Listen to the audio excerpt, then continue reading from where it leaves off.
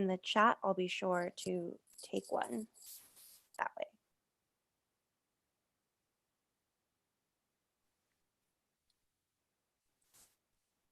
Panel, the developing world does not just have to contend with poverty, it must contend with rising inequality from a core periphery model that bankrupts rural people and traditional ways of life and condemns the poorest in megacities expanding too rapidly for their own good to living in squalor and not benefiting human dignity. The only way to practice sustainable development is to limit migration to megacities. I think the model is fairly self-evident. We would limit the number of people allowed to develop permanent residence each year in megacities to a portion of that population, i.e. cap the population or the portion that a population can increase each year. That number could vary, but it could be something like 5%, 2%, 10%, just not unlimited. How these permits are given out can vary by city, but I think that our burden is not to defend the most foolish ways, but we would support things like affirmative action for low-skilled workers, lottery pools, programs that don't just benefit the most well-off and give them the only lottery permits. Okay, 3 points in this speech. First, on gentrification and slum dwelling, recognize that when you have massive migration to a megacity, you're going to end up seeing housing shortages because the population rate is going to outpace the rate at which you can construct new homes.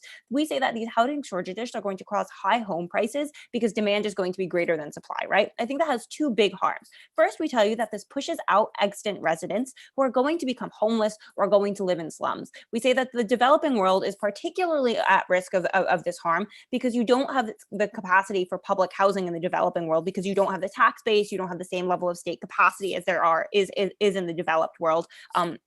So when these residents can no longer afford homes on the private market, they just don't have any other options. They become homeless, they become displaced. We say that cities themselves have an obligation to their residents to provide them with a basic duty of care. And insofar as you're pushing residents out, you're getting rid of historic communities. We say that abrogates any sort of right and responsibility that the government has towards a duty of care to these individuals. Second point of harm under this is that new residents are going to move to the cities and not have homes, and they're therefore going to be forced to live in slums on the outskirts of said city.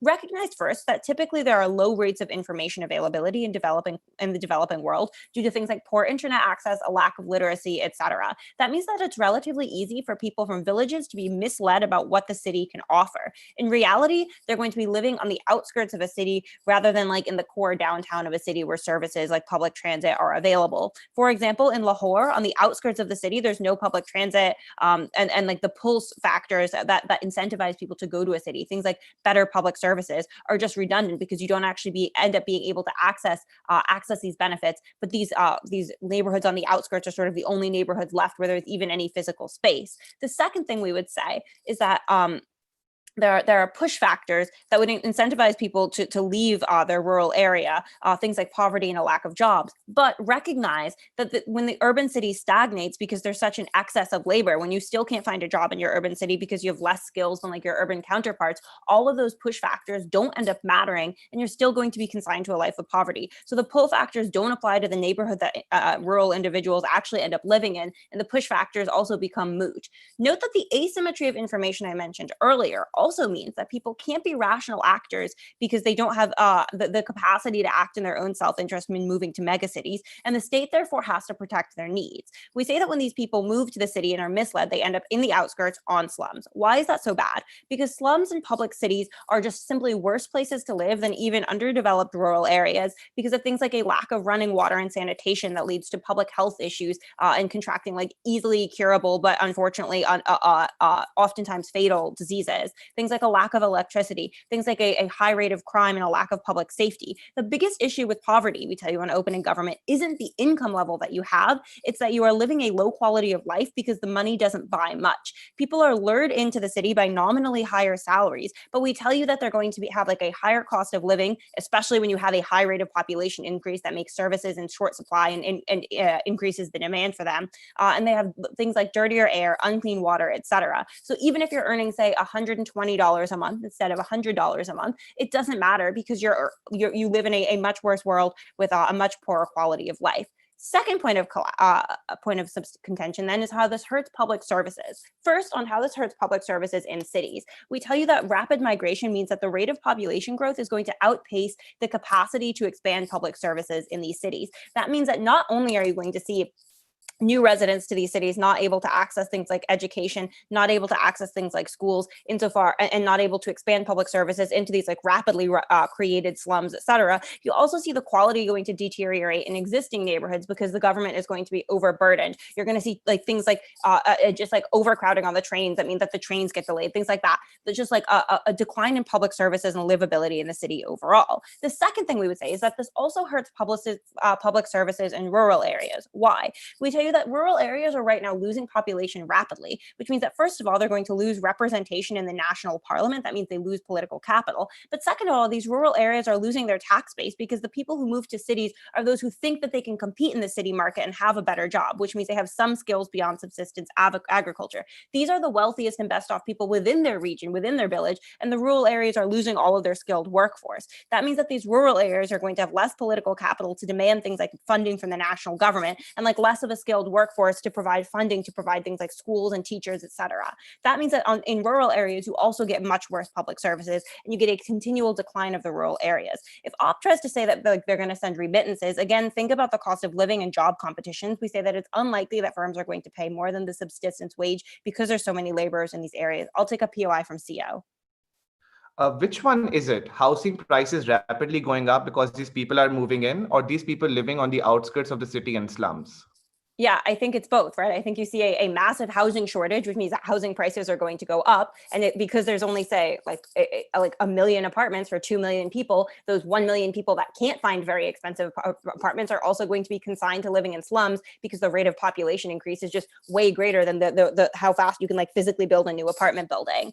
Second, on final point of contention then is how this prevents sustainable development, right? We say that the comparative here isn't that like countries have one core city, or that one city and then everyone is poor in the countryside, right? The comparative here is that on our side of the house, when you limit migration to these cities, you get multiple mid-sized cities. Think of, for example, like Brazil having lots of large cities rather than everyone just living in Rio, versus like Nigeria, everyone lives in Lagos, and you see all of these harms of like having one big city, right? We say that this is bad for sustainable development because we say that it hurts the investment of MNCs, which Iman is going to talk about more, and it also creates low competition and stagnating growth within these cities. So not only are you causing harm to the individuals who move to the city, you're causing harm to the national economic portfolio. For all these reasons, we think you get worse economic outcomes, you get worse quality of life. Proud to propose.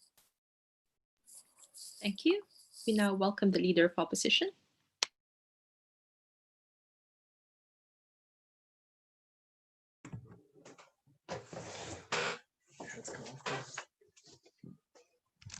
Can you hear me? Cool. Give me a second.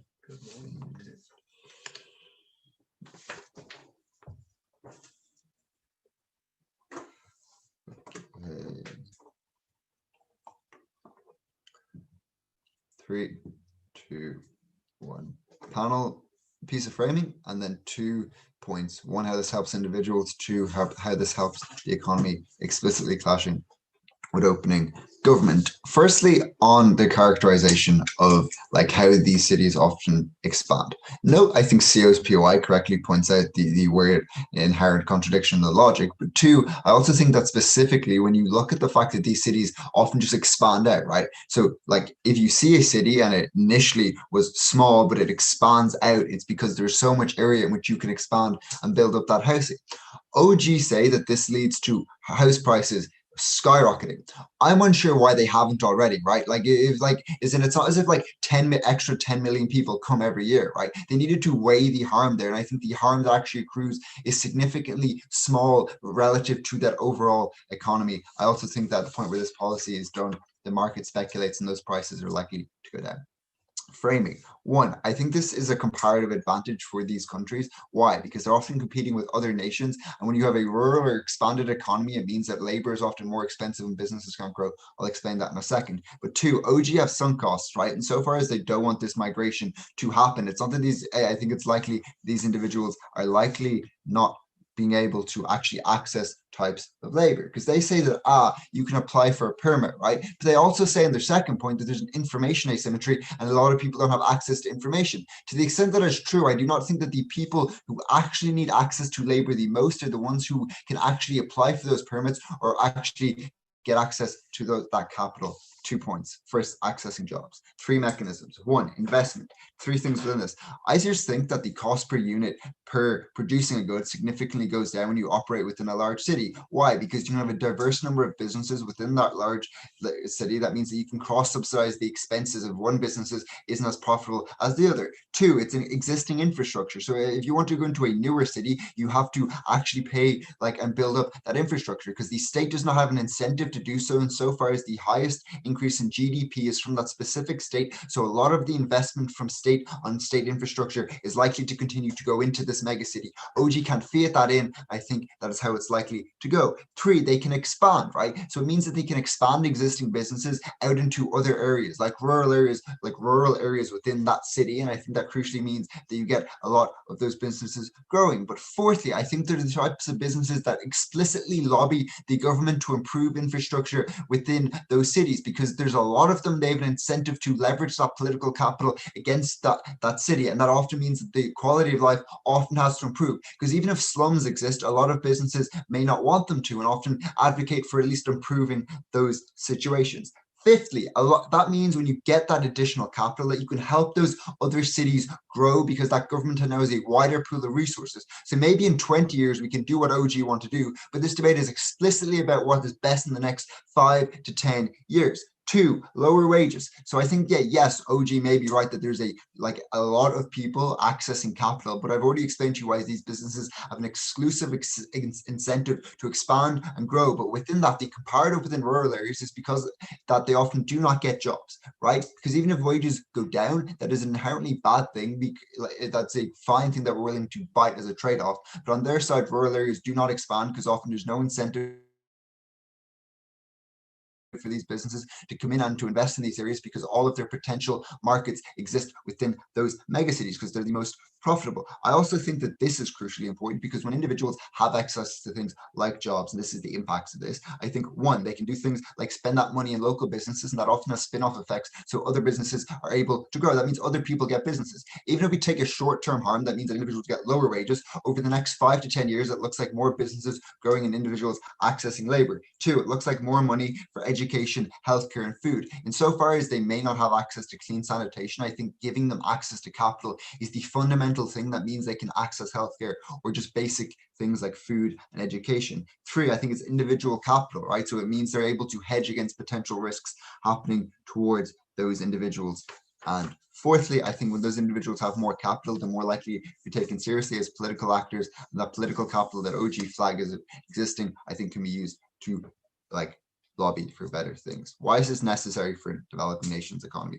2 things. 1, you need people for industry, and so far as it, you need services and competition within those markets. So if I want to expand, say a developed nation, a business wants to expand into a developing nation, I think often they need things like suppliers within that region. They need people that can reach out and help them expand their businesses, because they rely on other people having access to capital to be able to spend that disposable income within their businesses. And they crucially always choose to go to megacities because that's where they can access that capital. 2, FDI. It looks like competing with developing nations, but very few developing nations will can have sweatshops anywhere, but it's crucially where things like literacy and education can massively improve.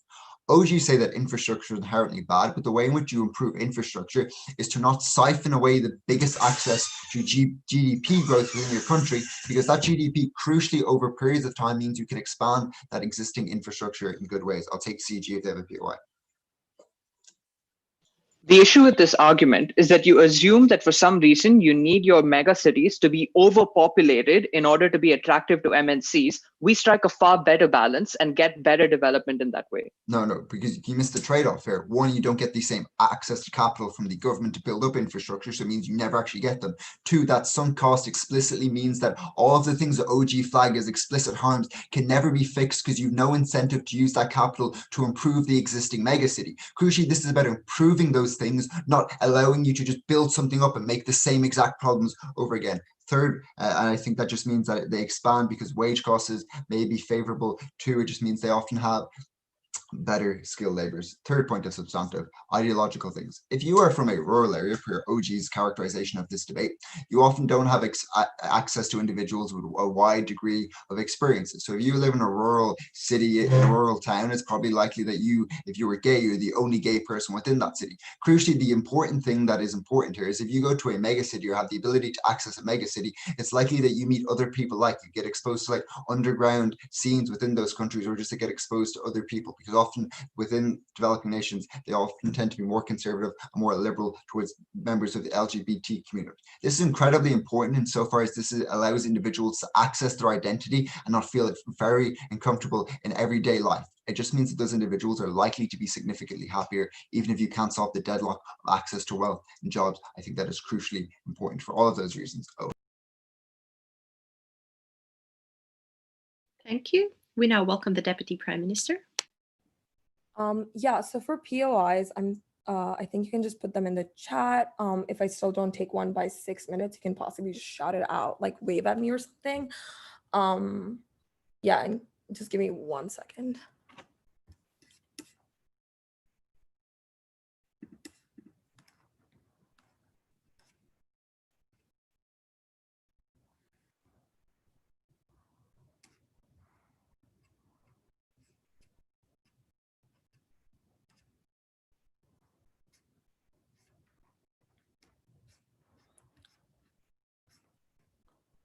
Okay.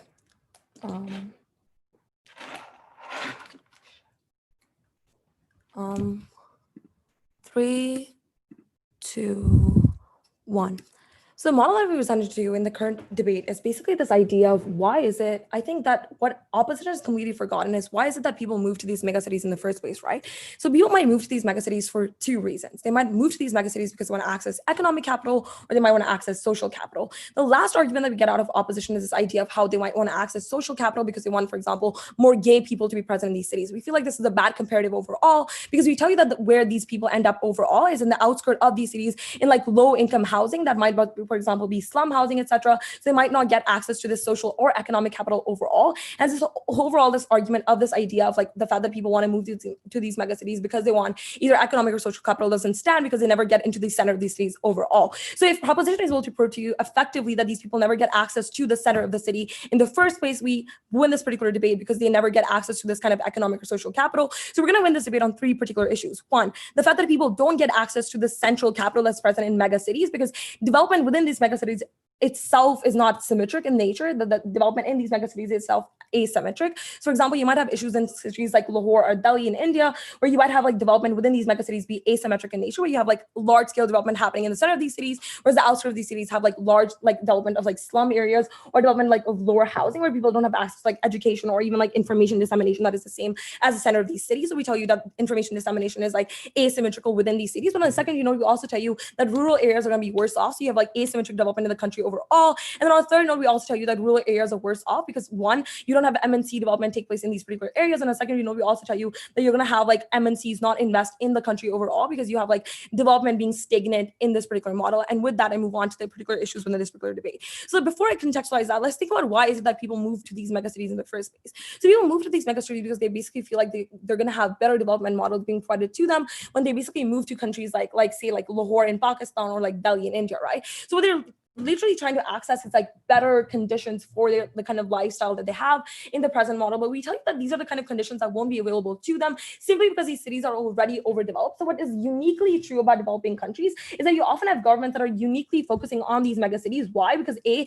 they get to project these mega cities better on like media nets, for example. They get to talk about how Lahore is doing like economically better than the rest of the country, or they get to project like these kinds of like better scaling or like economies of scale to the entire world. But on the second, they also get to project that the country is doing better overall by saying that these mega cities are doing better. And that's exactly what we think like causes the government to have an incentive to do better development in these mega cities compared to like development overall in the entire country. But on a larger scale, let's think about the fact that these mega cities themselves have like a preferred modeling method where you basically have like these mega cities develop in outskirts. So what the problem becomes when you have like the spillage effect of mega cities just overdeveloping and like spilling over the outskirts is what happens is that you have asymmetric growth happen within these mega cities. So opposition proposes to this idea of the fact that you're going to have these mega cities develop into larger and larger mega cities, right? What becomes a problem in the case where these mega cities become even larger is that you have center of these cities develop in the first case as well, where you like city like Lahore is not going to develop like overall in the city itself, like seeing asymmetric growth happen. But on the other hand, what's actually going to happen is that the center of the city is going to be much better developed than the outskirts of these cities, where you're going to have like less like access to infrastructure, less access to jobs, less access to all of the things, which is why the people moved into the cities in this first place. You're going to have like sort of a limbo state where people no longer have access to the rural areas, nor do they have access to the kind of infrastructure that is present in these city scopes. I'm going to tell you why that is uniquely bad. Remember also what the preferred modeling of the CG of the opening government is. We tell you that the preferred modeling isn't like the binary does exist between having like big cities and having no cities whatsoever. We tell you that what we want in our particular case is like center level cities that are being developed, like mid-sized cities or rural areas being transformed into these mid-sized cities that see better development both from MNCs, but also better government traction and better models of housing, better models of education, and better models of all these social and economic capital that opposition basically is trying to track in this particular case. So that's one of the first issue in this particular debate. Like the first issue in this particular debate being this idea of like access to better cities and why that's overall a bad for the people that are trying to move into these particular cities overall. So we tell you the one reason that this like access to these better cities like is like these bigger cities is worse is because you have housing like shortages, right? So you have issues like high housing prices, you have issues like current residents who are going to be pushed out. You have issues with like people who enter these cities, for example, like lower income people that are moving to these cities because they think they're going to have access to better housing, moving into the outskirts of these cities overall. We tell you that housing shortages are not only bad because people are going to move out to the outskirts of these cities, but also because like government mechanism for the people that are living in the center of these cities is also going to be bad because like now the kind of like 20% of the GDP that you're hogging in this mega city is now going to be developed over like a larger number of people versus a short number of people. We tell you this is uniquely bad because the kind of access you have for the center city is not going to be divided into a larger number of people, and we think that is like bad for the overall like growth of the city itself. But on a secondary note, we tell you that asymmetric growth takes place in the city area itself, which creates like bad models of like housing overall in the entire city. But on a secondary note, you also have bad information creation where you put these people in a limbo state where they can no longer go back into these rural areas, nor can they develop themselves into these larger cities in like proper housing schemes, etc. But the spillover effect of these mega cities is also that people are no longer present in these rural areas whatsoever. Why is that uniquely bad? For two reasons. One, I would told you in this particular case that what happens in these smaller cities, I don't want to POI. What happens in these particular cities is that two overall things, right? So what is unique about this particular motion is that you have like economics, like what you have is cities that are in like developing countries. The unique about developing countries is that you have smaller cities that are seeking agriculture control, for example, or agriculture development in these smaller cities. Why is that uniquely important, right? So a lot of the time, the rural areas in these particular cities is doing like infrastructure development that seeks, for example, agricultural growth in these smaller cities, for example, like producing large amounts of farmland, right? You're taking these people away from producing this kind of agricultural economic growth in these smaller cities and putting them in larger cities where they're not going to be able to do the same kind of like economic development. But second, you also don't have like the kind of MNC development that might happen in these smaller cities. And why is that? On the first note, we tell you that MNCs are not going to be able to develop in these smaller cities because one, they're going to gain traction for these larger cities and going to funnel more money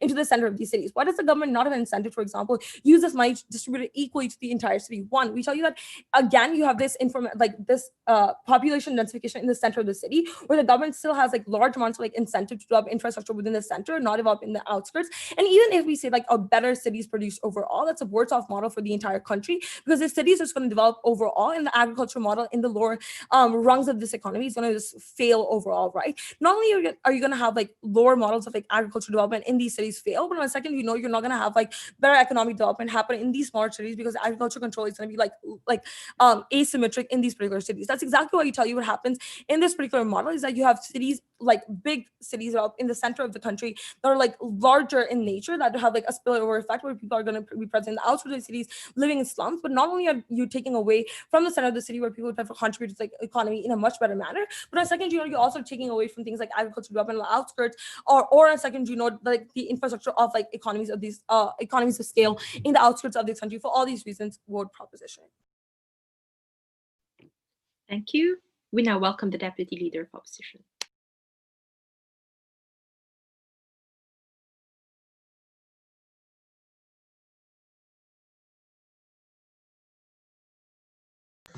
Can you hear me? Awesome.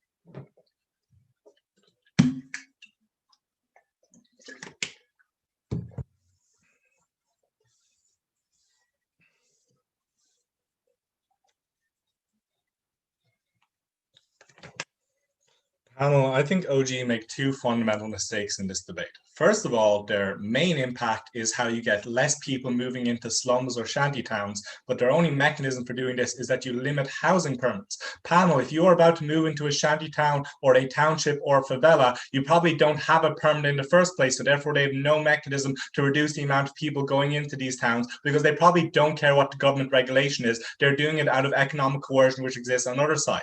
Second mistake from OG is they ignore Jack's analysis, do not give any clashing, give barely any direct rebuttal when he gives the mechanisms by which to win all of the metrics they care about: long-term development and mobility for the working class. I know he uses really boring like consultant language because he's a stupid business student, but he has the actual analysis there. I think he's winning this clash.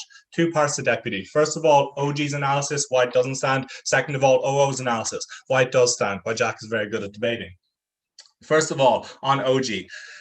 First thing they say is that there's low information rates, therefore the government is legitimate in using paternal tactics. Listen, I think the foundation of this analysis is that people don't have information, therefore they make decisions that they don't fully consent to, therefore the government should step in. The end point of this analysis is that the government should do things that benefit their utility and is good for them. We win the utilitarian clash, therefore that analysis out of this debate. On to winning the utilitarian clash. First thing they say is analysis about slums and housing markets. First thing we say is that if their characterization is true, like what we get out of the Deputy Prime Minister about how there is a lot of access and a lot of mobility in rural areas because you can, sell your farmland, we think these individuals will probably just move back to rural areas because given that they had the mobility to move there in the first place, we don't know why they don't have the mobility to move back. We think what we say is that often these rural areas are incredibly just destroyed in terms of their job opportunities. That means if your father was a farmer 30 years ago, you're now no longer a farmer because if you were a Brazilian coffee farmer, you have no way to do that as a small business once Kenco and Nestle have moved in. So we say on the comparative, even if these slums are incredibly bad, they are probably a comparative win for us. The reason that is true, and we can tell that, is because people aren't moving back to rural areas. We think, second of all, we already said to you that Jack flags in his analysis when he responds to your information asymmetry point about if people do have information asymmetry, because they're not literate, they probably don't have access to filling out permits. So this means on your side of the house, or on Prop side of the house, people probably are still going to move into these shanty towns. We think it means as individuals, you probably don't care what the government regulation is if you're going to move into these informal structures. Even if they can limit the amount of people who want to go in, we think largely these slums will still exist. Third of all, we say that their analysis about the housing market actually gets a lot worse on their side of the house, because here is the flow of their analysis panel. They say that population outstrips the amount that investment can rise. Therefore, a population outstrips investment and you will get a worse housing market because you cannot catch up with the population. But here's the thing about housing markets. They are inherently speculative. That means that you spend a lot of money to build a house in hopes that you can sell it for more in the future. So what they want on side proposition is a low population and high housing building. What we tell you is you probably still get the same amount of population, but you get a massive reduction in the amount of houses being built. Why is that? Because if you are a property developer and you were going to invest millions into the outskirts of Johannesburg because there is an emerging market for it, this means you are now no longer going to invest in that housing because you think, God, the population is about to decrease, or I'm not able to speculate as much as I can. This means that the housing market, the market for private education, the market for private individuals starting buses, all of the public service they talk about, it falls through the floor because investment is inherently speculative, because it is a massive risk in these developing nations when there is little security of investment. So this means all the metrics they want to talk about, every single thing they talk about public services, about slums, about housing markets, it all falls on our side of the house. That is top half conclusively won. One last thing, they say that when you invest in public services in megacities, it stops you investing in other cities. We think that's one which these big cities already have a foundation by which to invest on. They already have an effective transport infrastructure. They already have an effective education infrastructure. It is a lot more efficient to build on that basis rather than build in new cities a brand new metro system or a brand new top quality education system. That's OG conclusively out of this debate. CG, what do you think? Okay, why is the growth of megacities the most important impact of this debate when the overwhelming majority of people in developing countries will not live on them in either side of this debate? Okay, first of all, we tell you that even if you say that there are more people living outside of megacities, obviously their experience doesn't change on either side of the house, probably. We think, second of all, we tell you that often these megacities are massively dominant. The majority of Brazilians, or at least a huge proportion of them, are living in megacities. Same in Indonesia, same in South Africa, or at least incredibly large cities. We think also like it is the massive comparative, and we tell you how the fact that megacities are able to grow their GDP, which is the analysis that Jack tells you, this means the GDP of an economy can grow more. So if you care about people outside of megacities, what you need is government to have the amount of capital to invest in these rural areas. We think that doesn't exist without megacities attracting that capital in the first place. What does Jack tell you in terms of his analysis? He tells you, first of all, that you care most about comparative advantage because you are competing with every other developing nation. He tells you also that you've sunk costs in megacities, the fact that these megacities still exist, and the fact that you were just leaving them out to dry. What does he tell you then? He tells you, first, you as an individual, you're more likely to have access to jobs because there's a lower unit cost, there's more investment, there's a foundation for expansion, and businesses build infrastructure. This looks like businesses building roads and housings from their building to the port, but it also means that like businesses lobby to remove slums because they're bad for tourism. This all exists less on their side of the house. Why is it important that we have access to jobs? I know you might dismiss and seem boring, but at the point in which you have access to jobs, this means you move from a position where you have no social mobility to a position where you have some social mobility. This means you can actually put food on the table for your family. If you're in a rural area that your coffee plant has been destroyed by Nestle, you do not have that opportunity. He also gives you 4 mechanisms by which you have higher wages and how those wages are likely to have benefits, for example, building up savings, circulation in the economy to make it better. Why do we win on this like foreign direct investment, multinational companies sort of clash? We tell you, first of all, that investment is massively speculative. You have to have a constant growth for it to keep growing. CG asking in the POI be like, oh, whatever, these megacities still exist. The thing is, if you are a services industry, you are never going to invest in this megacity until, one, you know that it is going to keep growing, and second of all, you know that there is a solid, stable base of services. This means, first of all, you need a beneficial local economy. You need a critical mass of things like lawyers and accountants already working in that city for it to be beneficial for someone to invest as services rather than like a manufacturing industry. And we want services because that is the wages things that makes you develop faster. We also tell you, secondly, you need a critical mass of density of literate people in order to access your ability. What do we tell you then? We tell you that the only other response that we get from the DPM is the fact that, oh, well, like you never actually access more gay people in slums. Yes, you do. That is an ideological access point. That still stands. Thank you very much. Opening opposition.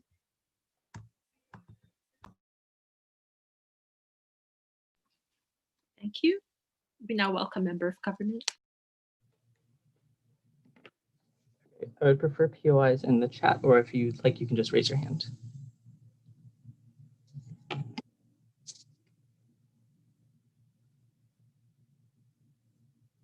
The problem with opening government in this debate is that they identify a genuine problem, which is that the flight from rural areas is genuinely harmful to the long-term development of these areas, but they don't actually provide any sort of comparative mechanism for how these areas get solved under their side. They say that they're aspirational and that we would prefer a world where there are a lot of mid-sized cities that all have development, particularly in places like rural areas, but they never explain how they get there. The tragedy of this debate is that we genuinely could live in a world in which there is better investment into places like rural areas where a majority of people live, like DJ pointed out in the POI, but we will never get to that world in opposition side. The main problem with OO in this debate, however, was that they weirdly assume that there's a tipping point, or there's some unique feature of inefficiently large megacities that mean that they specifically are required to attract development, particularly from FDI, from multinational corporations. It is deeply unclear to me why it's the case that you specifically need an inefficiently large megacity where the amount of people flowing in overwhelm the resources of that local government in order to be appealing to multinational corporations compared to just a reasonably sized large city that also has labor pools. Even if you don't buy that argument, there are active reasons why these areas are unattractive.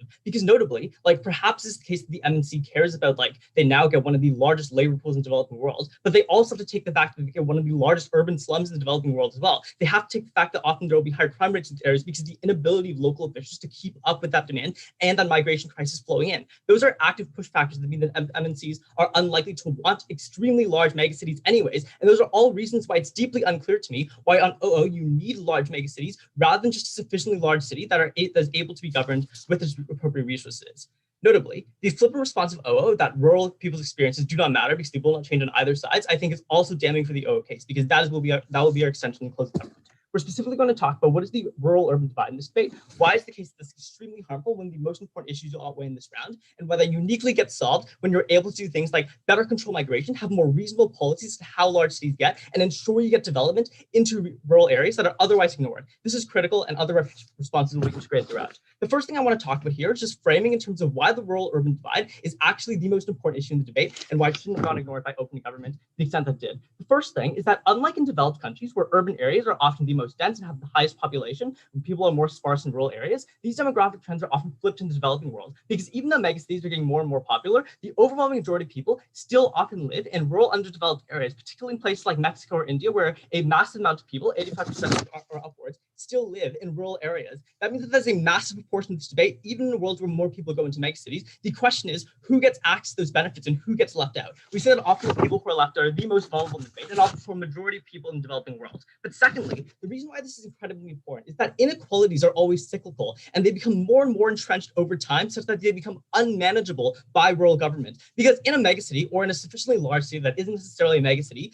capital always just begets more capital insofar as just a large city is able to grow over time. They're able to attract more corporations, even if they aren't a huge megacity. But in a rural village, which has no current prospects of growth, where they're often reliant on a single economic sector, it is unclear how you ever get that development on the opposition side because there's no ability to attract more capital. You don't have the ability to do that when people are fleeing from those rural areas in the first place.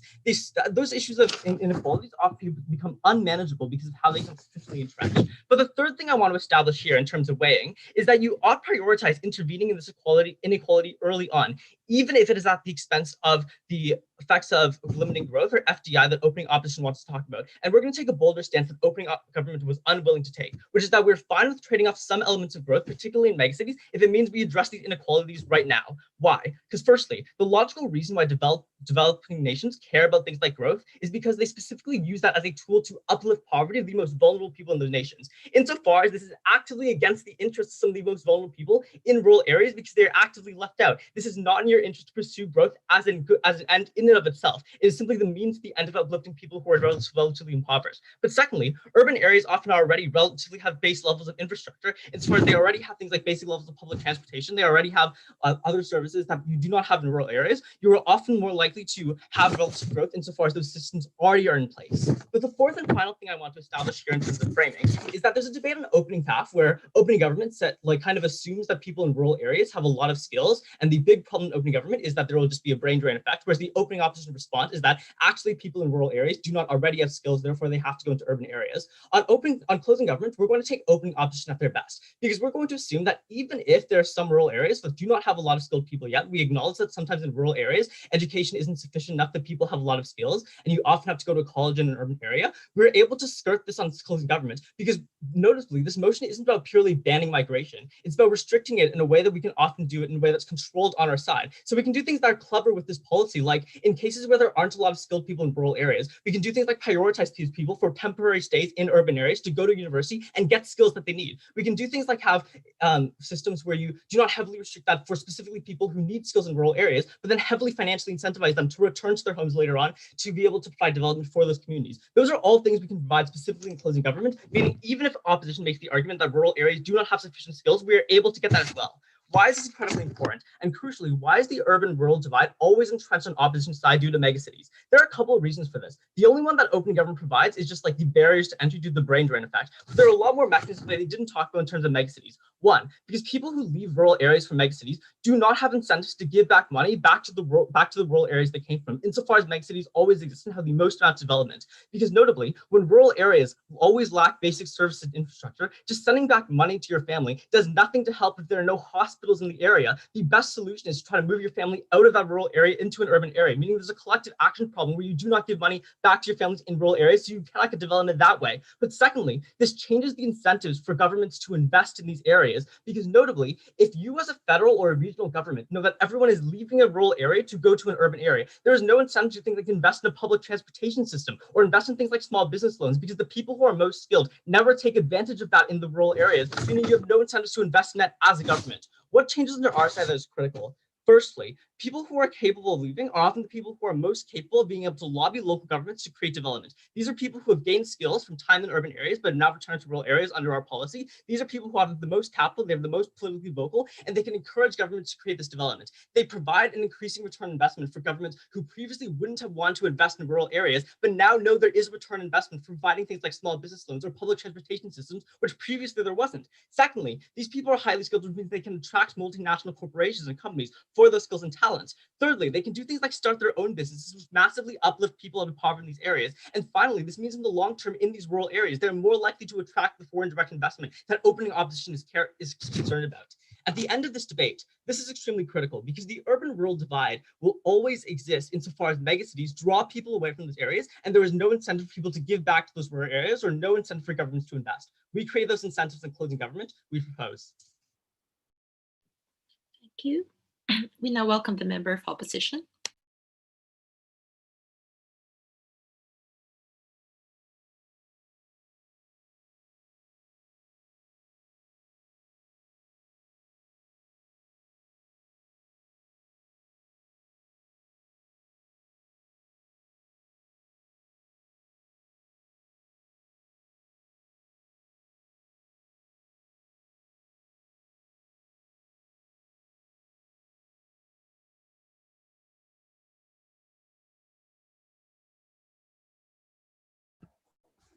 Right, can everyone hear me? Great.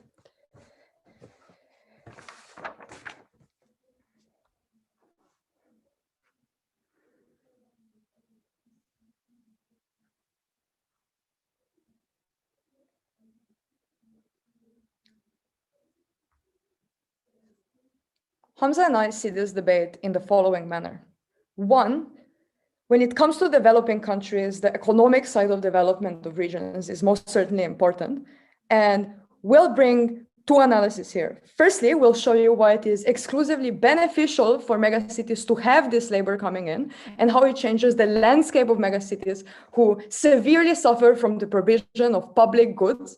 And the only mechanism to develop public goods in those cities is to have mass population coming in that demands things that are not able to access with private healthcare, private things, because they do not have that type of capital. This changes institutions in a country, and that's important for development. Secondly, we'll exclusively analyze why this is the best mechanism to get regional development by having people moving to megacities. This is where we clash directly with closing opposition.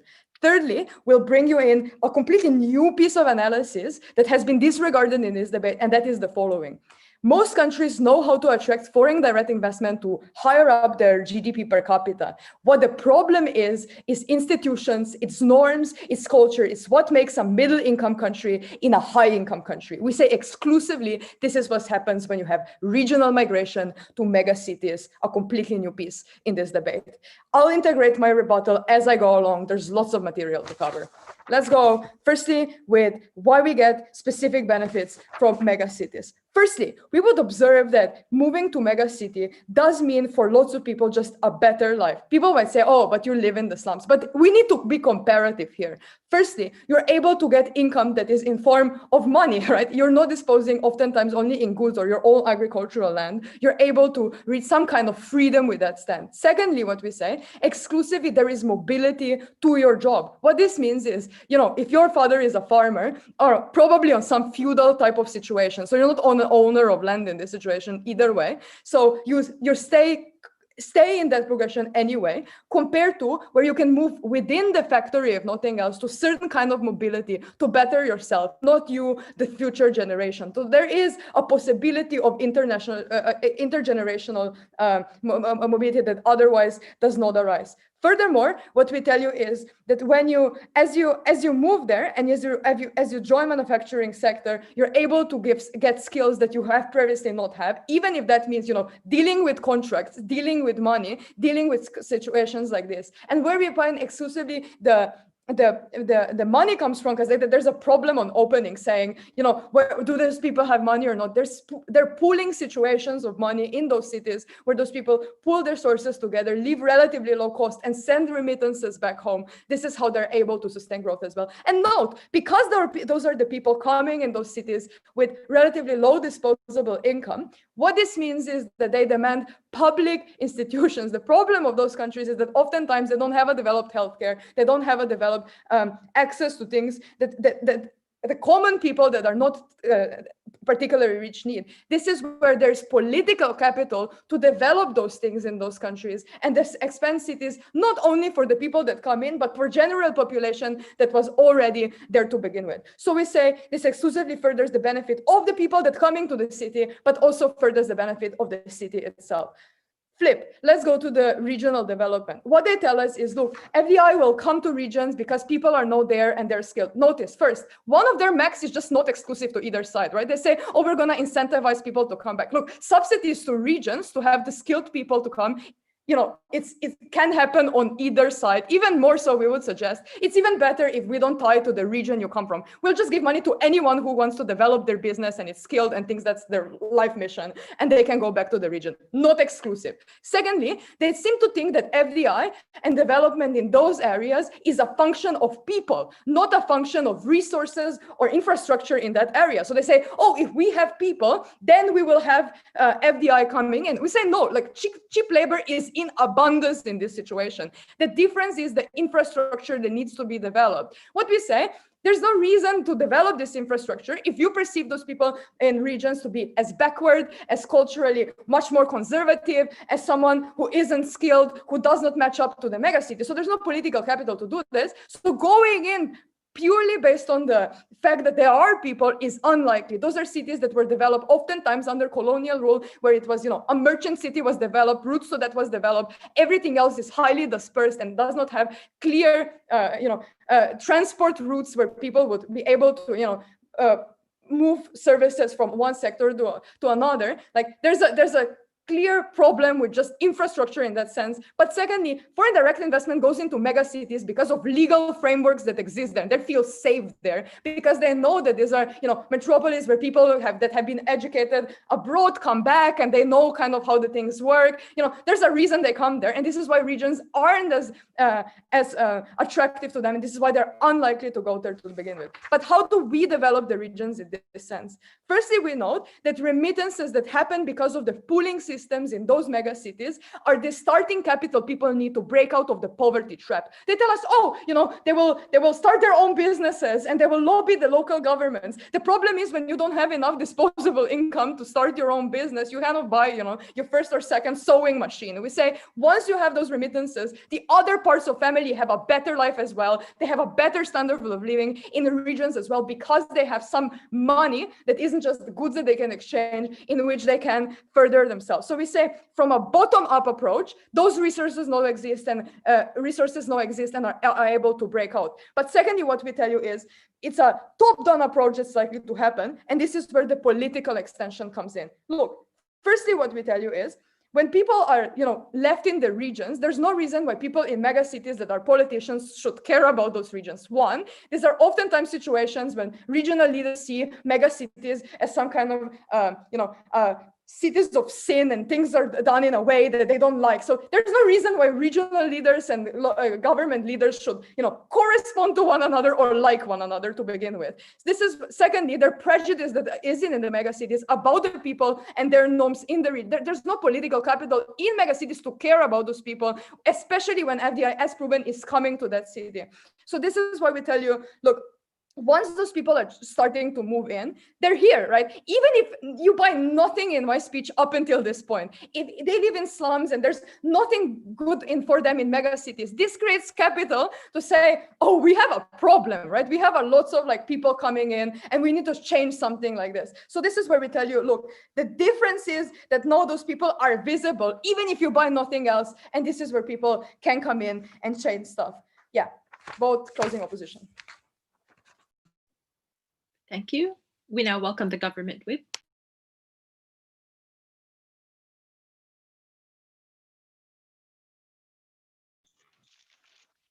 Can I just check that you guys can hear me? Yeah, cool. 3, 2, 1. Almost every other team in this debate, other than like 2 minutes of OG, spend the vast majority of their time on how this will make your life better if you go to a mega city, on how this will make the public services in a mega city better, or the FDI into a mega city better. Eric was the one who spent 3 minutes of his speech on why that was not the priority. It is absolutely not okay for closing opposition to wait for opposition whip to be the first person to contest that weighing that was given to you. So let's go over that first. Where should our priorities lie?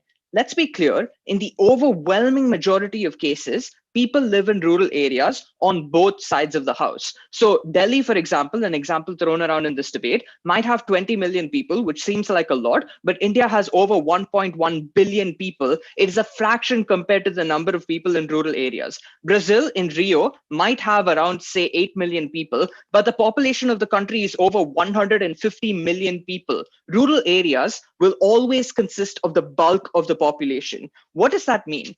And like a couple of other reasons why we think the people left behind matters the most. Number one, because able-bodied and skilled people are always the most likely to move, which means that women, which means that elderly people are the ones stuck behind. And number two, even if we haven't proved a lot of our case, we've proved that the spillover effects of megacity development is minimal because you're less likely to give back remittances when you would just want to lift your family and bring them to the urban center with you. And this development is unlikely to spread out because all the new money you create, as opposition likes to boast about, will go into, at best, the public services of the megacity. What does that mean? Opening government's arguments on how your life is really shit if you move there. Opening opposition's and closing opposition's arguments on how this is upliftment and mobility and good for you. Great things, but are arguments that apply to only like 5% of the population in a country. We would rather apply arguments to the more vulnerable, larger stakeholder in this debate that were the people living in rural areas. Second, the arguments floated around about megacities, markets getting better, infrastructure getting better, FDI and more MNCs. We accepted this trade-off in our speech and told you why we are fine with that. Number one, because if we can fix at least some extent of the problem in rural areas, the severity of the problem and just simple marginal utility is a reason to vote for us. Because yes, you might get better public services than already exist, but the value of that is much less than the value of getting a new hospital in a village that you did not have earlier. It saves far more lives. It makes the lives of more people better and in a more significant way. But second, trickle-down economics has failed and will continue to fail. The benefits of FDI or getting MNCs in megacities will always be contained in there. Third and final, Eric tells you that inequality must be fixed now or it will become irreparable in the long term for developing countries in a way that is crippling. So now let's go on to the argument and explain why we won that clearly. What was the problem? Opening government, to like be entirely transparent, tried to talk about rural areas. They had two ideas. One, that this shifts demographics, but like most people will live in rural areas either way, not the best argument. A good argument they had is that smart people will go. We added a lot of nuances to this that win this argument. Number one, we accept opposition's claims overall that skilled people won't always exist in rural areas. We agree the ideal system is to have some sort of way for them to take the skills they might learn in urban centers, but make it such that they are very, very likely to go back and make it such that they're very likely to at least give back to their communities. Currently, this is absolutely not in your interest because if anything opposition has told you is correct, it is fucking great to live in a megacity and there are no like services at all in villages. You as an individual will always opt to move your family from a village into an urban area with you, as opposed to give back and try to extend that development. CEO very cleverly comes up with this, wonderful response. Oh, we can give subsidies. With what money? Developing countries, the set of poorest countries in the world who are barely able to fund public provisions, are absolutely incapable of providing you significant subsidies in order to turn this. But also, you really hope that that amount of money is matched enough and that people are going to make this calculation based on this subsidy. Importantly, we do not require you to spend a large amount of money for this policy to work. We take opening opposition at their best. Assuming that it is decent to live in a megacity, we show you that the incentives on their side are actively harmful. You go to an urban area, you get skilled, but you never go back. You never give back to your community. Just to reiterate how we solve that, we can put temporary permits in place that basically make it very hard for you to officially get a home to live in a megacity after you get an education and you move back to a rural area. We make it such that it's very hard to bring your family from that rural area to an urban area, which means you must give back money to support them. If you want remittances, this is a zero cost way of assuring that, which is automatically better than the subsidies they are plucking from thin air. But second, it is unprofitable to invest in rural areas. Opening opposition identifies this. They say there's infrastructure already in in mega cities, but there's none in a village. It's cheaper to do it in a mega city. CEO identifies this. They say FDI depends on having resources. But only on our side do we fix that. Only on our side does it now make sense to start a small business loan program in a village, because there are people who can utilize that service or that program and then use it to grow up, because there are young people now in the village who are ready and able to work for job schemes. There are skilled people in the village who are now able to utilize the schemes and infrastructure you might build. We are the only side in this debate that shows how we shift the return on investment of a scheme in rural areas and make it far more likely that countries will invest in there. Before I go on, I'll take a POI from opening. We tell you it's not just that megacities need to exist, they need to keep growing, because speculative investment is needed for public services and FDI to get any change. We tell you this is a massive difference to urban population, but also brings you a bigger benefit to rural areas than your side, which has no mechanism for it to not keep reducing inequality. They keep growing anyway. These people are giving birth. There's no reason why new other people need to come in. Like, even if no one new enters a mega city, these cities will still keep growing. Like, the rate is something you needed to justify and you really didn't. Now on to closing opposition. They say public infrastructure gets better. No, it gets worse. Why? Because as a wealthy person in mega cities, you now really don't want to give more tax money to a subway that is more inaccessible to you because more people are using it. This actually pushes you to defund public services because you want to spend as little as possible on taxation for people who are going to be getting goods that you never need to access. But also, even if it does improve the provision of public infrastructure, this money comes from the money that would have gone to rural areas otherwise, something they have yet to deal with. Developing countries have limited amount of money. We should be spending as much of that as possible on rural areas. Finally, all of the analysis that OB gives in their best case on how life is good in a megacity. If life is better in a rural area, it hits their comparative that life is shit and living in a slum is better than living in a village. We showed you life is better in rural areas, and that's why we win this debate. Thank you. We now welcome the opposition witness. Am I audible?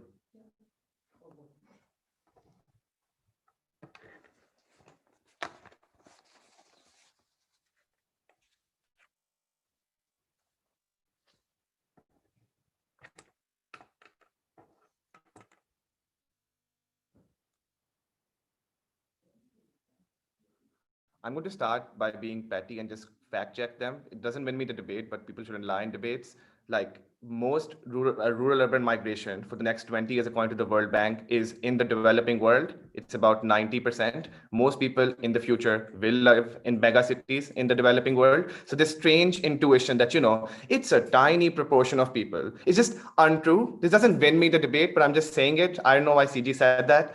I'm going to discuss 3 questions in my speech. 1, the mechanics of migration. Secondly, economy. Thirdly, politics and culture. Let's talk about the mechanics of migration. The first thing I want to point out here is I think opening opposition does a good job of saying, how do you police this, right? Because if you live in slums and if you don't have a permit and there's no borders, how do you police this? I think that's a glib response because that tackles the model, but not the implication of this. There's 2 implications. Number 1, you're systematically treated as an illegal person if you get there. This means workplace exploitation. In the worst case, and I'm sure you're familiar with this can lead to things such as trafficking, because what happens there is that when you go in and you don't have a permit, people can systematically exploit you. Number 2, it leads to stereotypes, because now if you see anyone in the slum, you're just going to say, this person doesn't deserve to be here. They're backwards conservative from the village. They're here illegally, etc., etc. So on both of those levels, it's not just the fact that these people can get there illegally, it's the fact that when they get there, they can be both economically and politically exploited, but also culturally shoestring. Important to point out. I'm going to discuss the economy now. The first claim I want to deal with is this brain drain CG argument. Yep, like John Hicks did say this a century ago, but this argument died maybe 10 years ago. And then people started talking about this thing called brain circulation.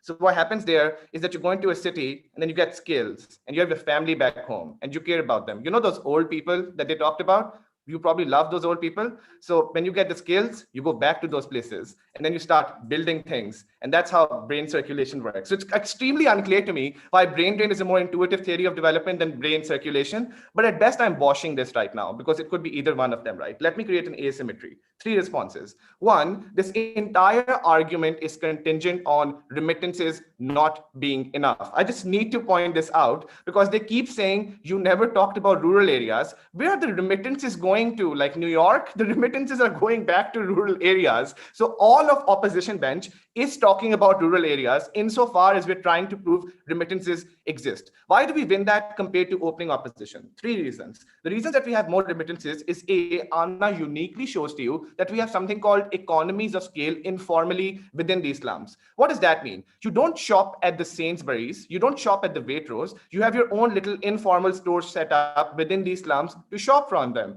You have a local person with some medical expertise to help you with healthcare. So because of this informal economy and network within these slums, these people don't spend a lot of money. So opening opposition shows that they might have more income. We uniquely show to you that they don't have to spend a lot of it because they're not shopping from the same places that everyone within the mega city is shopping from. I think that's very important to point out from expenditure point. The second thing Anna shows to you in terms of remittances is that, remember, it's not just like opening opposition saying they are public infrastructure in mega cities, now we will have more public infrastructure. I don't think that's necessarily true. Realistically, what happens, and this is what happened in Delhi as well, DJ, is that when lots of people move into the city, before that, all the rich people live there. So you use cars and Mercedes and all of that shit. But when poor people move in and they need to get to work, that's when you build the public transport. So literally the incentives for institutional infrastructure development within these cities comes from the poor people coming in because they can't afford to have a car. They can't afford to go to a private hospital. They can't afford to go to a private school.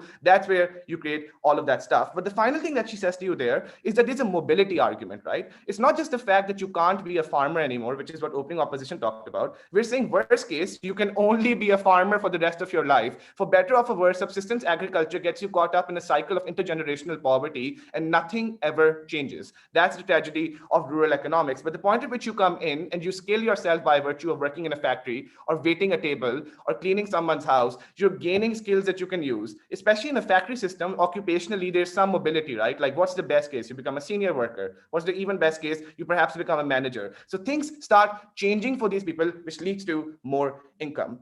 This means that we've proved to you that we have significantly more remittances compared to opening opposition. And this also neatly deals with closing government's argument insofar as it's built on the idea that remittances don't go back to these communities. The next thing I want to deal with is culture and politics. Before that, I'm very happy to engage with opening government. Please go ahead. The entire opposition case is generic to cities generally. Y'all never explain why a megacity is better than a city where you probably appeal to MNCs more because of things like lower real estate costs and better services like less traffic. I tell you out of the PM that this is about capital in proportion to population. Thank you. So this is a fascinating argument. I really like this because the implicit claim behind that argument is that if you have smaller cities by virtue of opening government's case, then it's better. But that's very counterintuitive if you think about it, because if they stop people from coming into megacities become more sustainable. So the push to have smaller cities actually goes down politically, economically, socially speaking. It's only when they become unsustainable that you would have smaller cities. So their end claim is rebutted by their response. But anyway, let's talk about politics and culture. And this is where OPWIP didn't deal with the analysis that Anna had in the last 2 minutes of her speech. We weren't just best case. We had this entire worst case where life is horrible for these individuals living in these cities, but these people are visible. The reason that debaters use examples of favelas in Rio de Janeiro and slums in Delhi is because we've fucking seen them. That's the entire point, right? How many of you can name villages in India? How many of you can name villages in Brazil which don't have services? That's the entire point. These institutions these are places where you have media scrutiny. All the newspapers are based there. You have international organizations based in these mega cities. Thirdly, you have political capital because the left-leaning populace also lives in these mega cities. Anna says that even in a worst case where life isn't working out for these people, they're systematically denied services, they're systematically discriminated against. It's happening in a place where you can point to a camera. That's so important because what they don't have, the poor, is visibility. They don't have visibility on their side because they're in rural areas where nothing happens. The only thing they said there was, look, we can incentivize people to move towards different places. Wait, incentivize them with what? A hug? You're obviously going to use money, right? So why can't we use that money to subsidize people? Because if you're incentivizing people and closing government, you're clearly doing it monetarily, right? It's unclear to me why we can't use the same pot of money and use subsidies in closing opposition. Finally, culture. Opening opposition's response here was, culture gets better because these people are conservative and backwards and now become more liberal. They don't do the flip, which is that there are terrible perceptions of rural communities within megacities. So now people within the megacities, elites have better perceptions of them when it's someone waiting your your table, cleaning your house, someone you can have a conversation with. Very important to point out. Even in the worst case where these people are systematically trapped, at least they're finally visible, and visibility is a recipe for change. I am very, very proud to oppose. Thanks, everyone. This is sadly a silent round, so see you after the break. Thanks so much for judging. Thank you. Good luck, everyone. Thanks so much, everyone.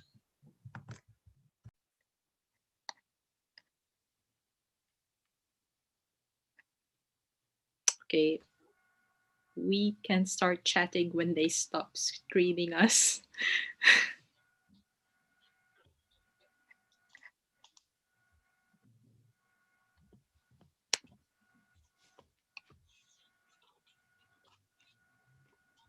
I'll just go to the bathroom since we're waiting anyway, okay? Yeah.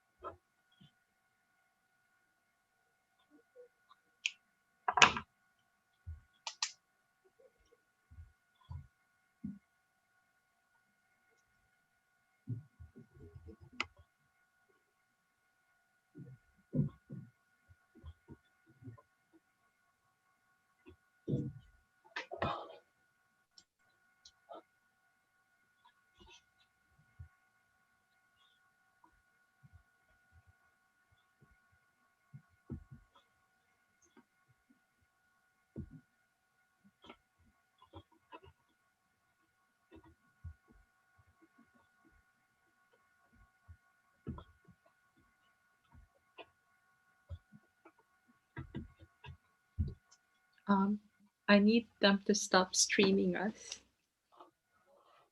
Unless we're meant to be streamed in a panel chat.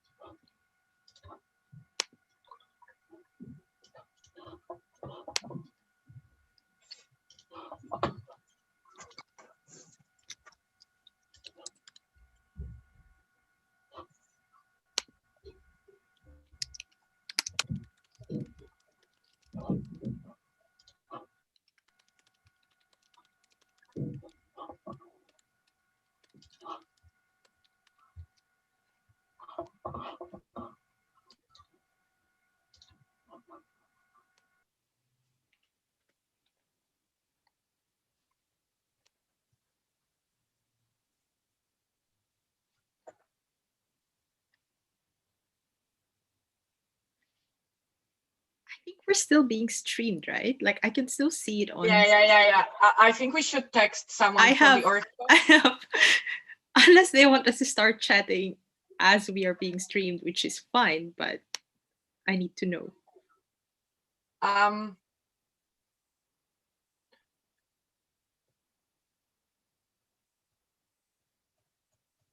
Did you text on Discord to conveners? I have. They've acknowledged it.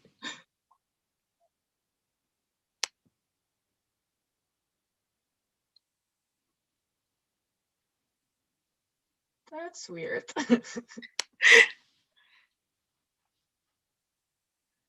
Well, I guess we can take a few minutes to go through our notes while this is happening. Yeah.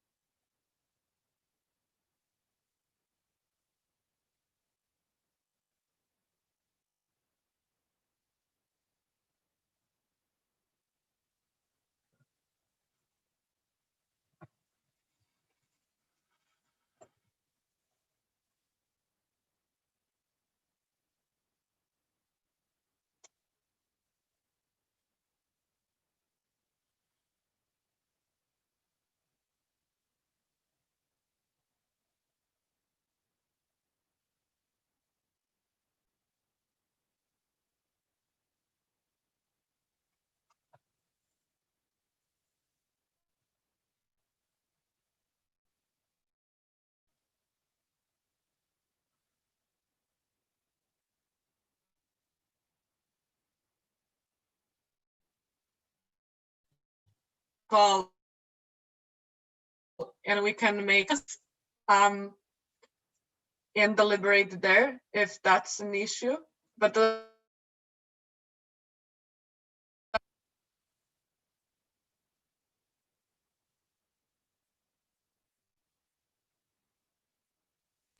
Sorry. Yeah, this is mad. Should we just move to a Discord room? to Discord, or we can make like a Zoom call, like independently, and just go there. That's also an option. Toby, I just need to know how to get in touch with you. Can you both send me your email addresses? I'll start a Zoom call. Yeah, just put it on the chat, you mean? Yeah.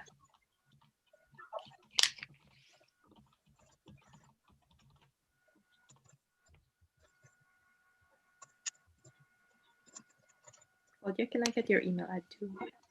Just so I'm sure that I'm working with the correct one. Yeah.